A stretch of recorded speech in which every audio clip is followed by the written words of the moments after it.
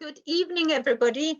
We are delighted to welcome you to Montessori Europe webinar dedicated to the child. I would like to introduce Judith Cunningham, who has accepted the role or has been elected to the role of Vice President for Montessori Europe. Would you like to say something about yourself, Judith? Thank you, Barbara. I agreed to be Vice President mostly because Barbara agreed to be President. And so my role is to provide some of the wind beneath her wings. And my background is as a Montessori educator, a Montessori teacher, classroom teacher with both elementary and middle school students. And about 15 years ago, I founded the Montessori Model United Nations program. And then 5 years ago, the adolescent counterpart, the Youth Impact Forum. And right now I work with students from all over the world in this undertaking to help create international understanding, ability to collaborate, problem solve together, and create solutions to world problems. Thank you. Thank you very much, Judith. As for myself, well, I didn't think that I would apply for the role, but I have been encouraged by the members of the board, and I have been very fortunate to be elected. So thank you, everybody who has voted for me. My Montessori career is about 35 years long. I trained at St. Nicholas. I trained both birth to 6 and 6 to 12, but my experience is primarily with birth to 6 because I was fortunate enough to be able to set up a Montessori nursery school and work with children for many years alongside running a training college in London. It has always been my intention to, through training of adults, to explore, reflect, and challenge some of the Montessori practices, both from the practical perspective, but also from the theoretical perspective. I have always encouraged students to reread things and to critically analyze what Montessori writes about, because after all, she is a product of the 19th century living in the 20th century. We are now in the 21st century, and as the first question of tonight's discussion will indicate, we need to explore, are children the same as they were before? Very recently, after being involved with Montessori teacher training for over 30 years, I have decided to dedicate my time to Montessori musings and also to my grandchildren, from whom I continue to learn a huge amount. Every day I share little anecdotes with my friends. I have started writing a blog about being a Montessori granny, which started up and then has had a little pause. I'm just about to re-engage with it. I also have the time to give to Montessori Europe, and I hope that this organization will grow in its membership because it's an organization which offers opportunity for collaboration, for partnership, and for learning from each other.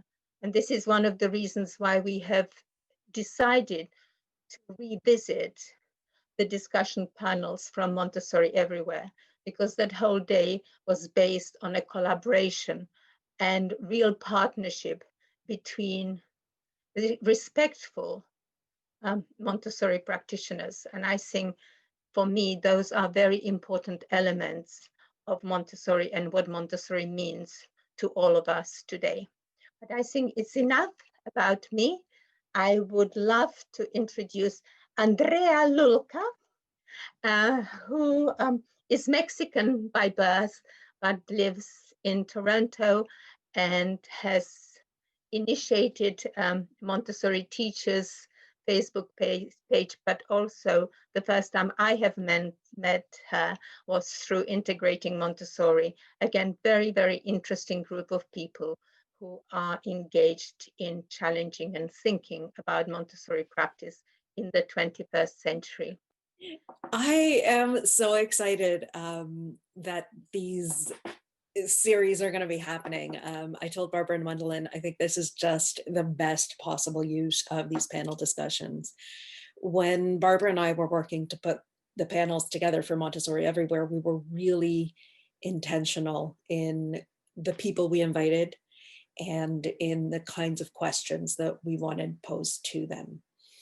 And part of the reason we did that is because we wanted to really, as Barbara was saying before, to challenge all Montessorians all around the world to really think about what Dr. Montessori meant and how we're applying Montessori now in our moment with whatever age group we're working with, whether it's toddlers or whether it's adults, and to really highlight voices that are not commonly heard. So we tried very hard to have representation from across the globe, across age groups, across racial, ethnic, and other kinds of identities. And that was really important to us because we felt that you can't really understand the child if you're looking at the child from a single perspective. And so that was the first question that we asked. Is the child today different? And my personal answer to that is, of course, yes, and of course, no. And I say this as a Montessori child of a Montessori parent who then went on to Montessori parent a child. So from all these perspectives, and having seen the children in Mexico and the children in Canada, and having seen those generations of children, I think that if we really believe in Montessori and we really believe in the absorbent mind and we really believe in the child, then we know that the universal child that Dr. Montessori talked about, the patterns of development, the absorbent mind, what I think it was Laura in the panel referred to as the biological aspects of the child, those have not changed. But again, if we believe in the absorbent mind and we believe that the child self-constructs based on their relationship with the environment and their love of the environment, well, the environment has changed a lot. And if we really look at that, then we can say even in the last 7 months, the child has changed because our global environment has changed so drastically. So then the question is, what do we know about the child that doesn't change? And what do we know about the child and the child's environment that has changed? Barbara also asked me to think about the key messages that we want parents to take away from Montessori as a whole, from Montessori Everywhere, and from the child panel in particular. And for me, I think the key messages for parents are the same key messages that I tell teachers all the time. Who we are is the biggest lesson we will ever teach. Whether we're parents, whether we're teachers, whether we are educating educators, whatever our role in this world is as educators, who we are is going to be the biggest lesson that we will ever teach. And so the spiritual preparation of the adult is the most important practice that we can get into. Apart from that, part of that spiritual practice, that spiritual preparation, is understanding that we carry our past with us. So those children who were different were us, and we built ourselves based on what was in our environment at the time. And we need to become aware of what it was that we used to construct ourselves so that we can see the children as they really are. Not as extensions of us, not as our property, not as somebody to be controlled, but as their own human beings who are constructing themselves today based on this environment. And what we bring with us can so easily get in the way of that construction. So that self-reflection for me is the most important things that parents and educators can take away from any of the Montessori Everywhere panels. And as far as the child, it's really looking at, what do I believe about the child? What is my belief around what is a child? Where did that belief come from? How was I treated as a child? How was I disciplined as a child? Was I welcomed as a child? Did I feel like I belonged in my home, in my school, in my family, in my broader society? And how did that impact the adult I became? And how does that impact the way I look at the children today? So all of that comes into play. The idea of following the child, and as Barbara so beautifully put it in her blog, to offer the child a voice which acknowledges the child's uniqueness and sees the child through the lens of the family, community, and language and culture. I'm just going to keep repeating myself because it's all so enmeshed and so entangled, because it is very much related to what I was saying. In order to welcome those children and offer them a voice, we have to step back. We have to decenter ourselves and our experience. It's about more than just giving a child a choice. It's about knowing when to give a child a choice. And it's about knowing when to step in. But it's also about building a relationship with those children. It's about making sure that whoever steps into our environment, whether it's a classroom or a home classroom or an adult learning center, that environment, does it help people feel like they belong? How do you help people feel like they belong? A big part of that is obviously relationship, right? The Montessori greeting is one of the most beautiful things that we can do.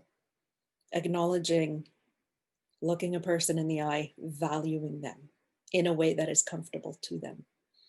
I see a lot of educators insist on the handshake and the good morning, how are you? And the response, very well, thank you, how are you?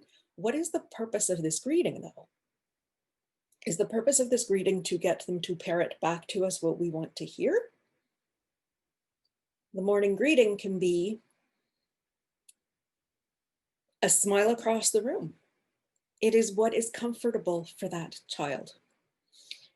I had a little girl once who was very highly anxious. And anytime me or the other adult in the room would approach, she would run. And so I had to adapt my idea of the morning greeting, because if I forced that morning greeting, that child was not going to feel welcome. She was not accepted if I forced her. And so we gave her space, and I would just make eye contact with her across the room and let her know, I see you, I know you're here, and I know what you need is to be alone right now. And eventually she got to the point that she could actually greet me. But this is how we adapt our behavior, by examining why we're doing what we're doing in order to welcome the child in their wholeness. Part of the welcoming the child in that wholeness means understanding who they are in every sense of their being. It's their physical being, it's their culture, it's their language, it's their neurology, it's their movement, it's the way they orient themselves in the room. It's the way all of the human tendencies manifest within themselves.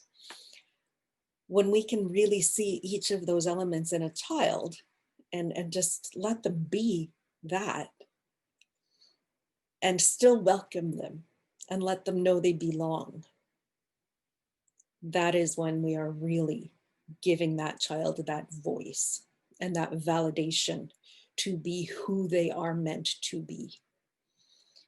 And in most cases, that also includes welcoming their families and understanding the trauma that their families may carry, whether it's because they immigrated or because they have experienced racial injustice, or because they are a queer family, or whatever it is about that family. We welcome the family, we welcome the child. So understanding that the tendencies, the human tendencies, are going to manifest differently in each child, and that the way we see the child as an individual rather than as a member of a family and a community. Understanding those things can really go a really long way in helping us shift our perspective of what is a child. And I think that's the big question for us today, is what is the child? Not who, because every child is a different who, but what is this concept that we call the child in Montessori? And so I'm gonna close this off so that we can get into these breakout rooms. I'm gonna be hopping in between your rooms, and I'm really looking forward to that, because the whole purpose of these sessions is for you to tap into your own wisdom and into your own knowing.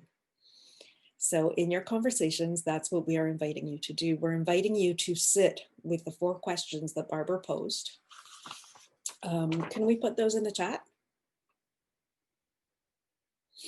I will repeat them anyway. Is the child different today? What does it mean to follow the child and offer the child a voice which acknowledges the child's uniqueness and sees the child through the lens of the family, community, language, culture? And then the last question, why is movement one of the key principles of the Montessori approach? And how does it relate to the child's work of self-construction? All right, well, welcome back, everyone. I hope you had a great conversation. The conversations that I got to listen to were absolutely lovely. What we're going to do now is invite the facilitators from each room to give a very brief report on what happened in your room. So why don't we start from the oldest and go down to the youngest, and let's start with the third plane, because we usually do it the other way. So let's flip it on its head. Okay, Beth. So we had a really engaging conversation, and I personally felt ripped away from the group when our time was up, because we were really talking deeply about the challenge today. The adolescent is in a period of intense socialization, trying to figure out who they are in relation to society, how they can serve society, where do they fit in. And so COVID, which is kind of put everyone in a cocoon, has created a whole different kinds of problems. Then one of the participants talked about the average of 10 hours a day that students have been on screen or may be on screen. We talked about the challenges of hybrid, where really it means some students are isolated, those who are online from the group that are in person, and yet there is this strong sense that they really need each other. They want to be together, they want to support each other, and these restrictions that include masks have created this kind of artificial situation. And so a couple of the presenters talked about the importance of in being sure that the students work in groups, even when they were online, that they could work in groups. Every communication tool that's at their fingertips, they can use to collaborate in group learning. And that was something that they recommended also to the families. Then was interesting to hear that from several of the participants that there is the politics of these regulations is coming into the classroom, that there are parents who are anti-mask, parents who don't believe in COVID, and then the children bring messages to school. And so instead of focusing on the parents, what these educators are doing is they're focusing on the children, and they're talking about the reality, the science, the facts, and then through the children will be the messengers to the parents. And then one final conversation was about in one class, at least in one of the schools, that the children have a kind of reaction to COVID as if being denial, but when it affects their families, once that passes, and there seems to be a focus more on me and my needs, and more difficulty in looking at the larger reality, the larger solidarity. So that's it from this most social group, 12 to 18. Thank you for that. I have an adolescent at home right now, and I am very passionate about Montessori for adolescents. So I really appreciate your summation.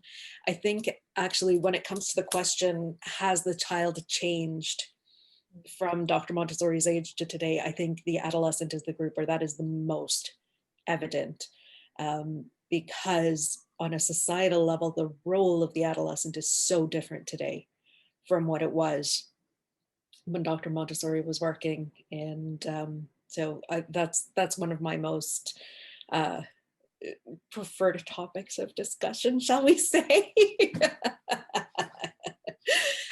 Barbara. So our group also felt that there wasn't enough time. We did not really manage to address all the questions, but it was interesting that the conversation really focused on the role of parents in the way how we see the child, and in the way how the life of the child is influenced. And there was a lot of discussion about helping parents understand the need for the children needing to still play, that they need to have time. They shouldn't be pushed into activities. They should be, we should really value their play, and how challenging it can be for parents to see the child for who the child is, and how much we need to observe as practitioners in order to get to know the child with whom we are working, in order to be really able to facilitate their learning and to give them the voice that they deserve. And I felt that was really powerful to be reminded, because all of us, be it parents or educators, we kind of project a little bit of our expectations onto the children. For us, the most difficult thing is to expect the child in the second plane of development for who that child is, because they really get to know you about their commitments, their beliefs, their important friendships, and then we need to really be able to give them that voice that they deserve. But sadly, we didn't get onto the movement, but that's how it is. You can only do what you can do. Absolutely. I was really fascinated that in two of the rooms that I hopped into, there was a lot of discussion happening around parents and how to bring parents into the conversation. And I was very happy to see that, because as one of you was saying when I popped in, we often forget about the parent. And that's why when we were putting together these panels, we looked at that triad and we said, okay, we're going to talk about the child. We're going to talk about the environment. We're going to talk about the adult, not the teacher, the adult. And the parent is such a key piece of our work. And we tend to forget that. We tend to want to push parents out of our rooms, and for good reason. I not saying it's a terrible idea to keep parents out of our rooms. However, we need to bring them into our communities. So thank you, Barbara, for you have such a beautiful way of looking at that 6 to 12-year-old. Thank you. Could I just say hello to Paula Glasgow, whom I haven't seen for years. It's lovely to see you. And over to the next panel. Well, no, then I'll say hi to Paula too. Hi, Paula. Hello, Wendy. Hello. Thank you so much. Thank you. It's been a very long time. Paula was a great influence in my early Montessori career as well. So isn't that nice? And so for the 0 to 6 groups, we have 3 facilitators. Why don't we have Camille go first? Hi, everyone. So in our group, we had a nice little discussion. We did manage to get through all the questions. So to summarize, when we were talking about are the children different, varying views, but I think we kind of ended up saying yes and no. And that the environment is definitely different. So that has an influence on the children, and that the children themselves physiologically aren't different. But then somebody made a good point and said, well, you know, they're exposed to quite a lot of imagery, et cetera, at a very young age. So quite possibly there might be a change in their brains. But, you know, there might be some research about that. So it was yes and no. And when we were talking about the key messages that we share with our parents, one of the main things we thought about was giving the children time. You know, we're very rushed nowadays, and children need time. And sometimes they need even more time than they did before, because that was just part and parcel of it. You went slower. So give the children time, give them time to do things, give them time to integrate into the setting, whether it's the nursery, whether it's going to a party, whether it's just give them time and trust them, and basically give them time and trust them, and they will. So that was one of the things we were discussing. And one of the people in the room, when we were talking about following the child, I like how she said that means listening to the child and but more importantly, tuning in to the child, because that communication or following the child might not be something that they say. It's getting to know the child and really tuning in and following what they're doing. And if you respect them, then you'll follow the child. And also realizing that the child doesn't come as just a piece, it's a whole person coming. So it's bringing their culture with them, etc. So really tuning to the child and follow. And then by tuning in, then you allow them the space to feel like they have responsibility and power. So that was that. And for the last one, for movement, we all agreed that movement is, you know, essential. We move before we talk. We move. You know, movement is absolutely key, and that's why it's one of her main things, because you can't do anything if you don't move. I myself mentioned someone that I follow, Sally Goddard Blythe, and her book Movement is Our First Language. I think that's the name of it, Movement. I can't remember the exact title right now, but basically she talks about all the benefits of movement on the child's brain, etc. So yeah, it was great. It was a nice little conversation. Thank you. When you were talking about time and space, I love the idea of space giving the child power. I think that's a really beautiful way of looking at it.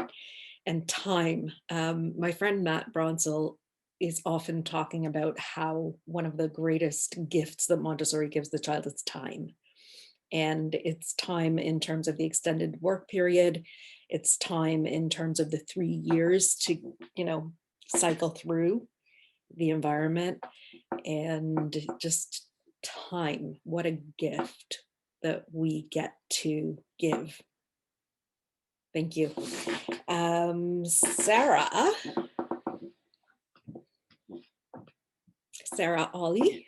So we had a very similar conversation. I think one of the things that was interesting is from many different countries and many different backgrounds, the feeling about the child and the parents was very similar. The experiences that people had in their very different environments, and yet very common themes. So the agreement was with you, Andy, about yes, change, no change in very similar ways. And the bit about the parents, so thinking about the parents and about the voice of the child and being able to follow the child. So lots of interesting conversation there about time that the parents have with their children, and about the parent being able to be a role model, and time for children to learn about the cultural experiences and background and everyday life is often difficult in today's world, with parents working and having lots of other commitments, parents being afraid, being fearful and wanting the best for their children. Paula mentioned the word ambition. Parents are ambitious for the children. And so we were trying to think a little bit about how we would help parents to think about that word ambition and to have perhaps to be able to look at their ambitions for children in a slightly different way. And there was lots of conversations about how to support parents thinking about what might be the key messages. And so the key words that came out were helping parents to understand about valuing and respecting the child, having the courage and the belief to follow the points of interest or to follow the development of the child. And this word enable came up. How do we enable children through the environment, through the role modeling, and through the other experiences? And it was decided that the things that we really wanted to help parents with was to offer them reassurance, that this is the right way to do things, and about how we can help parents to slow down and to walk with their children, taking time to truly observe them and to be able to celebrate in the richness of experiences that the children will give us. A movement came in because we had Claire, who gave a lovely talk about the importance of children having time at home to practice their everyday things. And it's through the movements and the repetition of those movements, things came together. So not that different from Camille, or in fact, you, Barbara, or very similar themes. Yes, very similar themes. And I think we're going to very likely see the same in the last group too. But the words that jumped out at me when you were speaking were ambition, courage, and reassurance. And I think, you know, there's a part to that, going back to Barbara's question, following the child, which in a way that acknowledges the child's family, community, and culture. I was having a very interesting conversation with a friend from Vietnam about why many Asian parents are so what we in North America would call tiger moms, those very ambitious parents who seem to only want their children to succeed academically. And when she shared with us her perspective of that, which is that in Asian schooling, that is the only thing that matters, because if you don't get into college, you don't get a job, period. And so it's this cultural norm that is so deeply rooted for so many generations that when we see a North American parent of Asian descent who is being what we would call overly ambitious about their children, it's up to us to kind of look at that and go, is this a cultural thing? Is this a personal thing? How can we help this parent understand what we do and how this is going to support their child in their long-term success? So it has to be a back and forth. And so I love that you brought in the courage there, because it takes so much courage to do all of this work, right? It takes so much courage to be willing to look at our cultural conditioning and at our personal beliefs. And we have to recognize that it takes courage for the parents to do that too. And that reassurance is so important, because the parents, you know, my mother always says, like, they are choosing something so different for their children, most of them, from anything that they have known. And so we need to reassure them that this is a good decision. So thank you for bringing those words forward, Sarah and Sarah's group. And finally, can we hear from Wendy? Well, first of all, I have to apologize because I had 4 people with just black screens. I couldn't really communicate with them. So my apologies to them. But we had a long discussion about the first bit, and there wasn't enough time, but like everybody else. But is the child of today different? And that was really interesting, because somebody who deals with children 0 to 3 felt she was very much against technology, and she really felt that we should be using the natural way, using senses, and that's how the language developed. But we all agreed that the conditions around the child are different, and culturally as well. That's important to think about that. And we should not just dismiss technology, because current technology can be used as a tool for learning. But the interesting thing was, which everybody agreed on, was children very clearly show us what they need. And during lockdown, it was very obvious that they really missed the social side of life and their friends. And so when they did return, it was like a huge reunion as far as it was allowed. And we felt that children were adapting to COVID very well. Sorry. Key parenting messages was just relationships, really, and that we should be humble ourselves when dealing with the parents and have the spiritual preparation of ourselves was very important. Sorry, I've got a frog in my throat.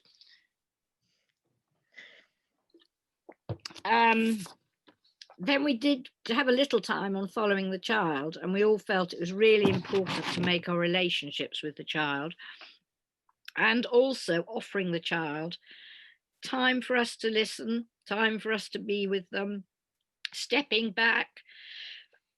A lot of them have come back quite anxious, and that is quite obvious too. And so we must observe probably more than we would have done normally. And then we had, I think, 1 minute left for the last question. And again, our lady who dealt with the 0 to 3s felt that we're preventing movement for some of them by having far too much furniture in the classrooms. And the whole body should be able to move. And that we all agreed about the brains were built for movement. And we didn't have quite time to finish this, but it does distinguish Montessori from other methods of education. And we felt really sorry for if you walk into a traditional class where the children are either sitting in a circle on the floor for ages or in serried ranks. And so movement, yes, really, really important. So that's our little discussion. Thank you very much. Thank you. It sounds like you actually got through a bigger chunk of the work than most of the groups did. That's amazing. And I'm really glad that you brought up observation, because observation is obviously the key to our understanding of the child when we're doing Montessori. We can read all of Dr. Montessori's works as much as we want, and we can sit here and talk about it, but until we are actually in that space and observing that actual child, we won't be able to understand them. No. So I thank you for bringing that up. So that's it for the reports. I wanted to say a couple more words about movement, because very few of you got to that. I don't think there's anybody in the Montessori world who can talk about movement better than Dr. Laura Flores-Shaw, which is why we had her on that panel. It shocked me when she said that reaching is not mastered until age 9. That just hit me to my core. And I realized when she said it, how important our practical life of our practical life within our environments is, because that is what our practical life does. And whether or not we know it when we're setting it up, that's what we're doing. We are helping the children build those skills that they can master, so that they can then go on and do all of these other things. They can use their brain for everything else, right? One of the greatest issues that we have in what we would call Western society is this idea that our minds and our thoughts are separate from our bodies. And as Wendy brought up, and as Laura so beautifully explained again, our brains actually developed so that we could move. If we did not need to move in such complicated ways, we would not have such complex brains or nervous systems. So that movement piece is essential for higher level cognitive functioning. And we have to start seeing it as an integrated whole. We cannot separate the child's movement from the child's mind. We cannot separate their learning from their movement. And Dr. Montessori knew this, which is why she talks so much about the hand being the instrument of the mind. And why she talks so much about the importance of movement in those first 3 years of life, and why she rails against cribs. And I don't even want to know what she would say about car seats. Thank goodness we have them, because they do keep our children safe. But boy, oh boy, do we tend to overuse them, at least here in my area. That piece that Dr. Montessori brought forward about movement is so critical. And the rest of the world is just kind of starting to catch up to us on that. So that is an absolutely critical element to understanding the child. The other thing that movement does is it allows us to orient in space. Dr. Montessori talks about the child's love for the environment. The child responds to the environment through movement. I am talking to you because my mouth is moving. And I'm a hand talker, so my hands are moving too. But without movement, we would not be here. We cannot connect to each other on Zoom unless we're clicking the right buttons, and that is movement. So movement is involved in every single thing that we do. And when you talk about changing the brain, you know, lifting this pen has changed my brain. Very literally, because my neurons sparked. And the more often I lift the pen, the more those neurons will spark. And so the more we allow the children to develop those movements, the stronger they will be in every way, in their bodies, in their spirits, in their minds, and in their integrated whole. So I want to leave you with that. And also with Gabrielle's call to make joy available. Make sure that joy is available, because without joy, the child is stifled. And so are we. One of the things that I often think about is, you know, when we talk about normalization and when we talk about the characteristics of the normalized child, and we think about the calm child, about the child who is, you know, comfortable in silence, the child who is able to make their own decisions. What my mother, who is here, Regina, what she always says is, are their eyes shiny and bright? And that's what she looks for. And that's what she tells her teachers. She says, I want to see bright and shining eyes in the children and in the staff. So always remember that joy is available. Thank you so very much, Andy, for these beautiful closing words. I hope that you will all go tonight with the sort of joy of sharing in child's lives, sort of you being the people who can give the joy and share the joy with the children. And I really liked when Andy alluded to the fact that we actually need to be worthy of our relationship with the children. We have to be more than good enough educators for the children. And as you are all educators, I hope that you will have the strength, courage, and also be given happiness through the process of being worthy of the children with whom you work. Thank you so very much for your time tonight. I hope there's lots of thoughts going in your head, and we look forward to seeing you again on the 17th of November, when we will be guided by Andy, and with the help of our lovely facilitators, we will look at the importance of the environment. See you in November. Thank you, everybody. Bye-bye. Thank you very much.